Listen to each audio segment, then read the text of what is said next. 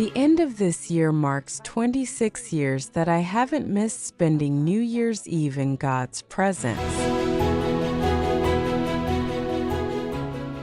Spending New Year's Eve in God's presence means everything to me, because every year that passes I only have gratitude to express.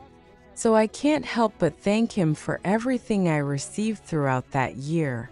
All the good things, the whole gathering, the whole family reunited in peace, you know? A joyful heart, a true joy, not a momentary joy. The word spoken there that day sustains me throughout the year. The joy that lives there of living that moment. The certainty that my year will be wonderful, something that wasn't always the case. When this time of year came around, I was already sad and anxious. Everything worried me, you know? Knowing that my financial life wasn't good, but I had this habit of being together, spending on food, spending on gifts, on clothes to iron, on cleaning clothes. Everything I heard about, I went and did it. Going to the beach, spending New Year's Eve on the beach, walking backwards towards the shore, jumping 7 waves at midnight, placing a banknote under my plate for prosperity, eating 7 grapes. I did so many things I can't even remember them all, but I practiced them all, every single one. And always with that hope, believing that it would really work and turn out well. But with each passing year, my life only got worse. I used to spend New Year's Eve, even when I was with my family, with the TV on, watching those end-of-year programs, and it made me very anxious because I saw people wishing each other a Happy New Year, hugging each other, happy, and I believed that those people were happy, but I wasn't happy.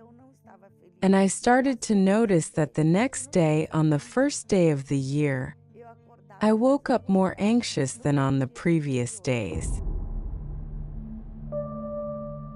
One of the reasons I believed in those expressions and practiced everything I learned was my marriage, because my husband didn't spend New Year's Eve with me.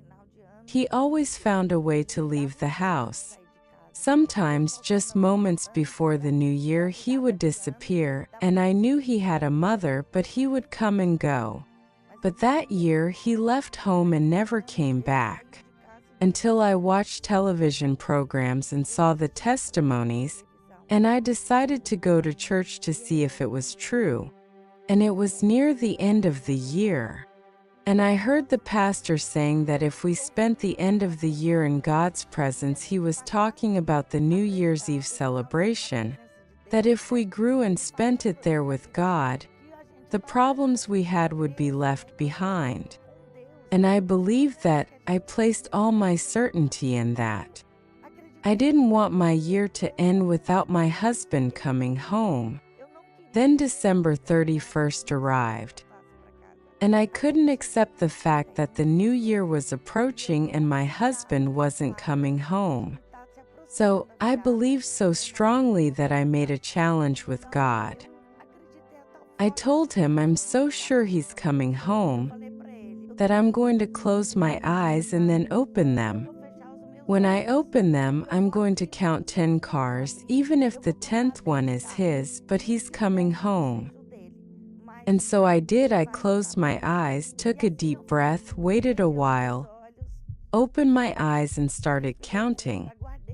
The 10th car started signaling to turn. And I was standing on a little corner near a tree, and he drove right past me without even seeing me. But I knew he was going home.